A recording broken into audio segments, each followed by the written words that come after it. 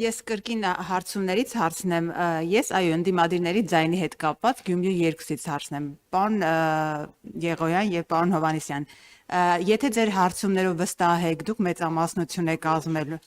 լավ, ով որ անցկացրել, այս արդեն իսկ հարցի մեջ գնաց, դա մեր հարցումը չի։ Ձեր հարցում չի, ասում եմ, եթե դուք վստահ եք, որ այս տվյալներով դուք անցնում եք, եւ կոլեկտիվ ոնց էլ հաշվում ենք այդ թվերով ընդդիմությունը Գյումրի 2 լինի, ինչ տարբերակ է լինի, այս հարցման տվյալներով մեծամասնություն չի ձեզ հետ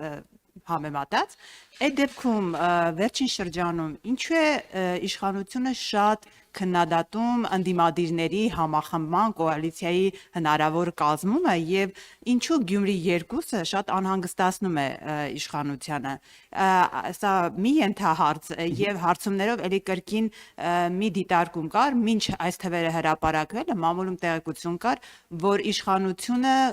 սրբագրել է այս հարցման արդյունքները։ Սրա հետ կապված խնդրում եմ անդրադարձեք եւ այս հարցը պարոն Եղոյան անձամբ ձեզ եմ ուղղում, որտեղ 50-յակում դուք եք վերջին օրերին պարզ է դառնում, որ քաղաքացիական պայմանագրի 50-յակից որոշ մարդիկ դուրս են մնացել, որովհետեւ այսպես ասած զեղծարարությամբ են զբաղվել, խախտել են քարոզչության կանոնները։ Հնարավոր է էլի լինեն նման մարդիկ եւ օրինակ եթե ձեզ վարչությունը կազմի, ասի ինչ հիմքով կամ ինչպես եք ձեր ձայները հավաքել, դուք ունեք արդարացում, ինչպես են ձեզ այդ ձայները տվել, որ հայտնվել եք 50-ում։ Վարչությունը ի տարբերություն լրագրողների չի շարժվում մեղավորության կանխավարկածով, այլ շարժվում է անմեղության կանխավարկածով եւ ոչ թե ուղղակի մարդկանց կանչում ասում է եւ բացատրություն տուր քեզ որտեղից այս ձայները, այլ ուղղակի ինչ որ ահազանգների դեպքում գնում է այդ ահազանգների քննության ճանապարհով։ Այստեղ գործում է ոչ թե մեղավորության կանխավարկած, այլ անմեղության կանխավարկած, այնպես որ այդպիսի իրավիճակ չի լինում, որ վարչությունը ուղղակի մարդկանց հարցնի, բերի պահանջի հիմնավորել, թե որտեղից են իրենք ձայն հավաքել։ Սա մեկ։ Երկրորդը, ձեր ասածը IRA-ի հարցումներին վերաբերյալ կարծում եմ, որ շատ վիրավորական է։ Դուք տեսեք, դուք ինչքան էլ որ հասկացանք լրագրող եք, իշխանության ներկայացուցիչ չեք, բայց ամեն դեպքում, այսինքն ինչ եք ուզում ասել։ Մենք քանի կար ասում էին, մենք ազդել ենք Facebook-ի վրա, այսինքն 1.6 տրիլիոն դոլարանոց կապիտալով ընկերության աշխարհի ամենահարուստ մարդկանցից մեկի վրա իբր ազդել ենք, որ անդիմադիրների էջերը փակեն, որտեղ այնտեղ հայտնաբերել էին այսպես կոչված ոչ աուտենտիկ կոորդինացված պահվածք, այսինքն ֆեյքային պահվածք։ Հիմա էլ դա թողեցիք, ասում եք IRA-ի հարցումներ ենք, մենք ո՞նց կարող IRA-ի հարցումները սրբագրենք։ Այսինքն ոնց պետք է դա անենք։ Դուք դա ոնց եք պատկերացնում, որ IRA-ի ղեկավարությունը, բորդը, մյուսները, այդ հարցումն իրականացնող մարդիկ, մենք ոնց դա պետք է անենք։ Դուք կարծում եք դա այդքան անազնիվ կազմակերպություն է, որ թույլ տա, որ որևէ մեկը իր հարցումները սրբագրի, կներեք դա վիրավորական է, ընդ որում ասեմ, այս կազմակերպությունը շատ սերտ կապեր ունի Ամերիկայի Հանրապետական կուսակցության հետ, մեր շատ լավ գործընկերներն են իրենք, բայց մենք երբեք մեզ նույնիսկ չենք էլ կարող մտքի ծայրով թույլ տալ, մտածել, որ կարող ենք իրենց հարցման արդյունքները սրբագրել ամենավստահելի տարբերություն այն նորից էլի կասեմ ընդդիմադիրների իրականացած հարցումներից ամենավստահելի 21 թվականին էլ կարող եք բացել նայել անցած տարվա մայիս-հունիսն էլ կարող եք բացել նայել պատերազմական իրավիճակներում հարցումները կարող եք բացել նայել ամենավստահելի կազմակերպություններից մեկն է այս իմաստով ես կոչ կանեմ ուղղակի չվիրավորել այդ մարդկանց Գյումրի 2-ի հետ կապված կարծում եմ դա ոչ թե դա այդ բոլորը պիտի դրան դեմ լինեն որովհետեւ ոչ թե այն իմաստով որ տեսեք կոալիցիա է ձևավորվում այլ որովհետեւ Գյումրիում ինչ տեղի ունեցավ Գյումրիում տեղի ունեցավ մարդկանց քվեի գողություն այդ ուժերը չէին հայտարարել, որ իրենք պատրաստվում են Վարդան Ղուկասյանին դարձնել Գյումրու քաղաքապետ։ Ճիշտ է։ Ճիշտ եմ, թե ճիշտ չեմ։ Առնվազն մեկը, որ հաստատ որ ես հիշում եմ, Մարտուն Գրիգորյանը ինքը նման բան ոչ միայն չէր հաստատել, այլև հերքել էր դա։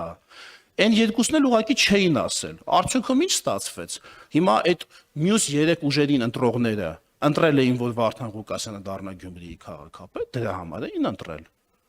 ես չեմ կարծում, որ դրա համար էին ընտրել, եւ ես գիտեմ, որ դրա համար չէին ընտրել, գնացեք Գյումրիում իրենցից հարցրեք։ Հիմա մենք ինչ ենք ասում, ընկերներ ջան, եթե դուք ուզում եք ձեր այդ բանով, սցենարով այսպես կոչված, դիցուկ Ռոբերտ Քոչարյանին դարձնել վարչապետ, նախ դա հայտարարեք, որովհետեւ այն մյուսները վարչապետի տեխնացու չունեն էլ։ Մեկը որովհետեւ չի կարող լինել տեխնիկապես, մյուսը չի էլ ցանկանում լինել։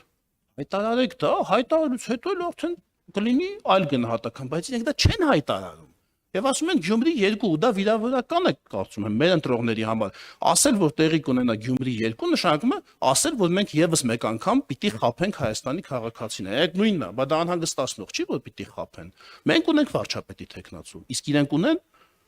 իրենք ունեն վարչապետի տեխնացու։ Թող ասեն, մեկ հոգի պիտի լինի վարչապետ։ Չեն կարող 3-ով լինել վարչապետ։ Մեկը պիտի լինի վարչապետ։ Թող ասեն անունը։ Վերջ։ Դե երեկս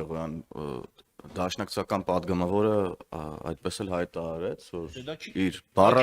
դա քիչ է բնականաբար, բայց թող բոլորով ասեն։ Արդեն ըստ էության այդ հայտարարությունները քիչ թե շատ հնչում են, բայց ամփոփելով, հա, այս թեման առհասարակ, նախ մեր ներկուսակցական քարոզարշավի եւ ընթացքի վերաբերյալ հիմա արդեն ընթանում է երկրորդ փուլը քարոզարշավի, երկրորդ 50-յակի եւ մեզ մոտ ուրեմն քարոզարշավի կանոնները չափազանց խիստ են եւ պարտադիր է դրանց պահպանումը եւ հենց այդ կանոնների խախտման վերաբերյալ էլ վարչությունը կայացնում է որոշումներ, որովհետեւ մեզ մոտ ներքին կարգապահական հարցերը շատ խիստ են դրված։ Սա որպես ձեր հարցի պատասխան։ Իսկ էլի գալով Գյումրի 2-ին նաեւ ձեր մեկնաբանությունը, որ մենք քննադատում ենք ընդդիմության միավորումը, մենք ընդդիմության միավորումը չենք քննադատում։ Մենք ուղղակի մեր քաղաքացիներին շատ պարզ եւ ուղիղ մեկնաբանում եւ պարզեցնում ենք, թե ինչ է անում ընդդիմությունը եւ ինչ տեխնոլոգիաների եւ ներողություն ֆոկուսների միջոցով է փորձում կրկին գողանալ, քվեն եւ վերավաճառել իրար միջև, խափելով ըստ էության ժողովրդին եւ խեղաթյուրելով ընտրական գործընթացն առհասարակ։ Շնորհակալ եմ։ Բան էլ ավելացնեմ, որը մեծապես կկրկնիմ նախորդ ասածը, բայց մի քիչ այլ անկյունից։ Խորհրդարանական երկրում մեկ ընտրությամբ ընտրվում են երկու մարմին, եթե կարելի է այսպես ասել, եւ ազգային ժողով, եւ կառավարություն ներառյալ վարչապետը։ Այսինքն, եթե շատ պարզեցնենք մեր խոսքը, խորհրդարանական ընտրությունները բացի խորհրդարանական ընտրություն լինելուց նաեւ վարչապետական ընտրություններ են։ Առաջվա նախագահական ընտրությունների նման, երբ ընտրվում է պետության ղեկավար։ Ուղղակի հիմա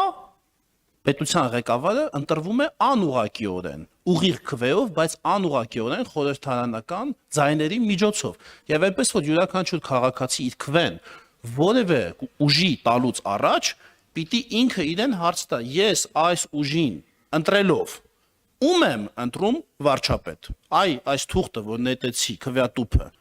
ըստ իս ով այս թղթով պիտի դառնա Հայաստանի վարչապետը։ Այս հարցը եթե իրենք տան, կարծում եմ ամեն ինչ տեղը կընկնի։